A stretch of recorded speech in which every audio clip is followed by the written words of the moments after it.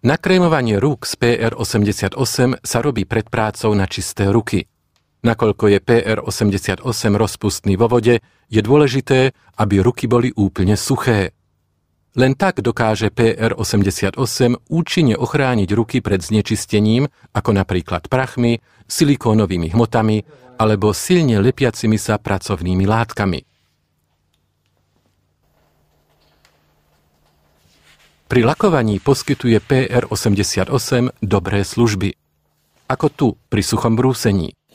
Kto chce dosiahnuť perfektný výsledok lakovania, musí predtým perfektne brúsiť. Ale aj tak, napriek všetkým pomôckam sa nedá cit ruky ničím nahradiť. Nevynímajúc znečistenia brúsnym prachom. Ale PR88 aj tu poskytuje optimálnu ochranu. PR88 poskytuje ochranu aj pred tesniacimi hmotami.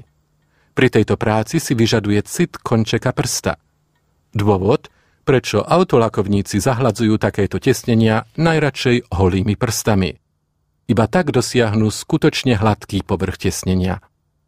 Ochranný film PR88 zabraňuje tomu, aby sa pokožka dostala do priameho kontaktu s tesniacou hmotou.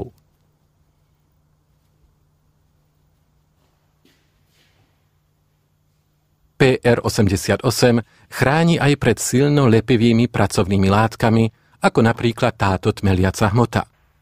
Na takúto robotu neexistujú spravidla žiadne vhodné pracovné rukavice.